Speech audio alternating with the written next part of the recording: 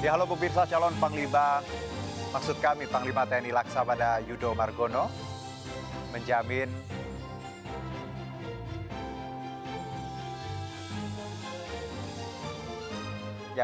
TNI dalam kepemimpinannya akan solid dengan Polri. Di sisi lain, ia berjanji akan menjaga situasi keamanan negeri di tengah dinamika politik jelang pemilihan umum 2024. Saya Herjuno Syaputra, Anda menyaksikan MNC News Prime.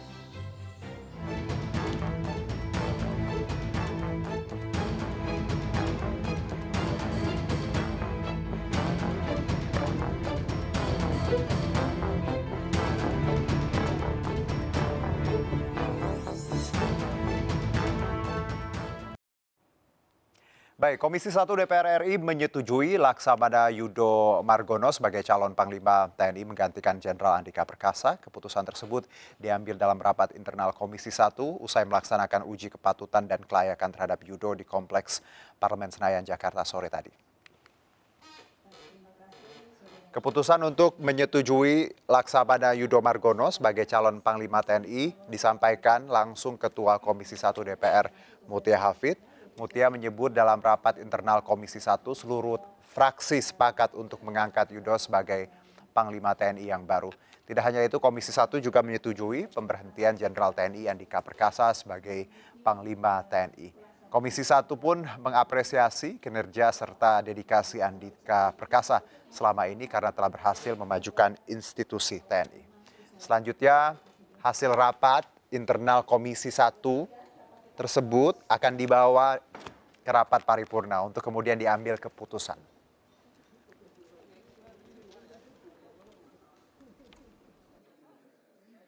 Tentunya yang menjadi perhatian saya nantinya tadi yang sudah disampaikan oleh Komisi 1 dalam pendalaman, ya mulai dari operasional, baik di Aceh, di Papua, kemudian di Laut Cina Selatan, kemudian alutsista, kesehatan prajurit. Nah, ini semuanya jadi perhatian saya ya untuk nanti referensi tugas-tugas ke depan. Tentunya tidak bisa diputuskan pada siang hari ini, nanti akan kita evaluasi bersama. Ya, hal yang belum bagus nantinya akan kita evaluasi bersama dengan Kepala Staf Angkatan, dan untuk menuju ke depan yang lebih baik. Tentunya yang sudah baik akan kita lanjutkan karena memang perencanaan nanti di dalam 2023 kan sudah direncanakan di masuk RKKL 2022 di dalam anggarannya. Namun dalam pelaksanaannya nanti 2023 saya akan lihat hal yang masih relevan bagus pasti akan tetap saya konsisten untuk melanjutkan. Ya, sebelumnya dalam proses uji kelayakan oleh DPR, calon tunggal Panglima TNI Laksamana Yudo Margono menyatakan akan mengerahkan segala upaya untuk menjamin tidak ada oknum TNI yang menyakiti rakyat. Hal itu diupayakan Yudo bila terpilih menjadi Panglima TNI. Yudo Margono menyampaikan pandangannya saat memaparkan materi uji kelayakan dan kepatutan di gedung DPR RI. Bagi Yudo, TNI harus menyatu dan hadir di tengah masyarakat. Ia juga merasa TNI harus menjadi solusi permasalahan rakyat. Dan bagi Yudo, prajurit juga harus bersikap humanis. Sikap itu diperlukan lantaran Yudo merasa kondisi negara saat ini sedang tidak baik, apalagi Indonesia masih berjuang menuntaskan pandemi, serta memulihkan ekonomi nasional. Apabila nantinya saya diberikan kepercayaan dan menerima amanah untuk mengemban tugas dan tanggung jawab sebagai Panglima TNI, maka saya akan meneruskan pembangunan TNI dengan visi untuk mewujudkan TNI yang kuat, sehingga menjadikan rakyat dan bangsa Indonesia menjadi bermartabat. Bermartabat di mata dunia. Hal ini dapat dicapai dengan menjadikan TNI sebagai patriot NKRI, yang merupakan kepanjangan dari prajurit Trimatra yang profesional, modern, dan tangguh, demi keutuhan Negara Kesatuan Republik Indonesia. Visi patriot NKRI ini mengandung makna bahwa kekuatan TNI sebagai komponen utama pertahanan negara merupakan kekuatan gabungan Trimatra, yakni matra darat, laut, dan udara yang solid, kokoh, dan loyal kepada bangsa dan negara Kesatuan Republik Indonesia. Menjadi harapan kita bersama dengan segenap rakyat Indonesia, prajurit TNI yang profesional, dilengkapi dengan alutsista yang modern, akan menjadikan TNI sebagai kekuatan utama pertahanan negara yang tangguh dalam melaksanakan tugas-tugas yang dipercayakan oleh negara untuk menghadapi semua kemungkinan ancaman pertahanan dan keamanan negara. Bahkan yang paling ekstrim atau terburuk sekalipun, sehingga kedaulatan dan keutuhan NKRI senantiasa terjaga. Ya, usai jalani fit and proper test, Komisi 1 DPR RI resmi menyetujui calon tunggal Panglima TNI yang menggantikan Jenderal Andika Perkasa. Ia adalah Kepala Staf Angkatan Laut Laksamana Yudo Margono, dan penunjukan ini sekaligus menjadi sejarah baru bagi Matra Angkatan Laut karena sepanjang sejarah hanya ada 2 Panglima TNI yang berasal dari Angkatan Laut. Sejumlah tantangan menanti sang Panglima baru mewujudkan Indonesia sebagai poros maritim dunia dan memastikan keamanan di Papua jadi PR utama setelah dilantik. Dan hal apa saja yang harus dilakukan untuk mewujudkannya? Untuk membahasnya lebih dalam, sudah bergabung bersama kami Hairul Fahmi, pengamat militer dari Institute for Security and Strategic Studies, Profesor Cahyo Pamungkas, peneliti tim kajian Papua BRIN, Mufti Makarim, tenaga ahli utama KSP, dan juga nanti akan bergabung bersama kami Dev Laksono, anggota Komisi 1 DPR RI. Assalamualaikum Prof, Bang Hairul, Bang Mufti. Waalaikumsalam. Waalaikumsalam. Terima kasih sebelumnya. Saya mungkin ke Bang Hairul terlebih dahulu. Apa catatan untuk hari ini kalau kita lihat fit proper test berjalan lancar, singkat, dan banyak PR menanti? Kalau dari Anda? Ya, sebenarnya nggak banyak hal yang baru ya. Nggak ada bahkan Oke. baru terkait dengan apa yang disampaikan oleh calon Panglima TNI sore tadi. Tapi setidaknya itu saya menumbuhkan optimisme bahwa dalam 11 bulan ini ya, ada banyak hal yang bisa dilakukan. Walaupun hanya melanjutkan dari apa yang sudah menjadi konsensus, karena ya memang program-program yang dicanangkan oleh Panglima TNI ini mestinya memang berkesinambungan, berkelanjutan gitu, dan tidak pejabat dari Baik, juga. Bang Hairul, suaranya agak terputus Bang Hairul. Nanti kita coba sambung lagi. Tapi poinnya sudah saya dapat beberapa seperti tidak banyak hal baru. Mungkin saya ke Bang Mufti terlebih dahulu. Bang Mufti? Ya, Bang Mufti Makarim. Oke. Nampaknya juga masih, ya, suara saya jelas Bang Mufti. Oke. Mungkin saya ke Prof. Halo. Ya, Bang Mufti bisa dengar saya jelas? Ya, bisa. Oke, Bang Mufti, kalau dari Istana sendiri kita tahu calon tunggal seperti itu dan bisa diperkirakan bahwa akan berjalan lancar semuanya. Apa yang di-highlight hari ini, catatan Anda sendiri dari KSP?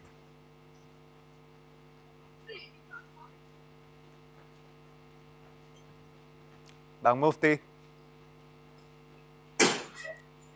Ya, halo Mas, tadi dengar Mas, mohon maaf. Ya, silakan. Apa menjadi yang jadi catatan dari KSP sendiri untuk hari ini?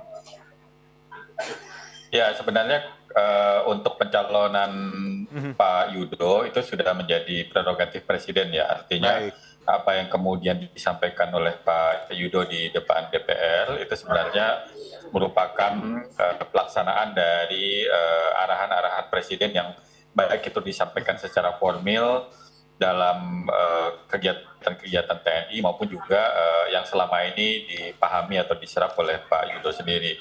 Jadi sebenarnya kami melihat bahwa ke depan cukup optimistik karena sebenarnya apa yang menjadi agenda beliau terkait dengan penguatan poros maritim, terkait dengan pembenahan internal maupun juga terkait dengan penguatan interoperability di internal TNI itu sebenarnya merupakan bagian dari arahan Presiden ya dalam rangka memperkuat postur TNI. Baik, Bang Mufti, kalau pertimbangan sendiri, mengapa nama Yudo yang diusulkan Presiden secara tunggal, ada pertimbangan tertentu terkait ini? Ya, tentu yang tahu persis pertimbangan dasarnya adalah Presiden, tapi secara umum kalau kita lihat konteksnya hari ini memang ada dua ya. Pertama tadi Presiden sendiri sudah terbuka menyatakan terkait dengan soal rotasi. Tapi di luar itu sebenarnya memang kalau kita lihat kebutuhan untuk menjadikan paradigma ya poros maritim itu sebagai sebuah paradigma dari gelar kekuatan TNI maupun juga paradigma dalam menghadapi persoalan dan tantangan di internal TNI itu diharapkan bisa dilaksanakan oleh Pak Yudo sendiri ya dengan kapasitas yang sudah teruji selama beliau memegang pimpinan di TNI Angkatan Laut. Baik, saya ke Prof. Cahyo. Prof, kalau tadi Bang Hairul menyebutkan sebenarnya ya tidak ada hal yang baru terkait visi misi dan juga hal-hal yang terkait fit and proper test hari ini yang berjalan lancar karena Pak Yudo juga calon tunggal. Dari catatan Anda sendiri, Prof, ada yang spesial kah untuk hari ini? Terima kasih Mas Erjuno Sahputra. Kalau saya melihat ya, satu yang saya lihat, beliau pernah bertugas di Papua ya, Baik. di Sorong, kemudian di Armada Timur ya, kemudian beliau juga pernah di Maluku, di Tual dan lain-lain. Artinya mungkin beliau memiliki pengalaman ya, saya kira beliau memiliki pengalaman untuk menyelesaikan konflik Papua. Dan di sini saya belum melihat sebetulnya ya visi misi beliau terkait dengan penyelesaian konflik Papua. Oke. Ya. Karena kita tahu, Prof, di visi misi beliau hanya meng-highlight bahwa terkait SDM, ya kesiapsiagaan alutsista dan hal-hal, tapi tidak ada, let's say, Papua seperti itu. Walaupun kita tahu PR terbesar salah satunya adalah Papua. Kalau Anda lihat visi misi sendiri yang tidak menyebutkan Papua, apakah ini memang karena seorang Yudo sadar bahwa technical akan lebih penting ketika hanya 11 bulan seperti itu? Saya tidak tahu persis ya, tapi yang saya lihat tidak ada perubahan paradigma atau pendekatan yang ditawarkan oleh calon Panglima TNI ini ya. Misalnya selama ini pendekatan penyelesaian konflik Papua dilakukan melalui pendekatan keamanan ya, state security, tetapi belum misalnya mengeksplorasi pendekatan human security, dan itu dilakukan. Misalnya bagaimana penyelesaian konflik kekerasan di daerah pemekaran, terutama di Papua Pegunungan Tengah maupun di Papua Tengah.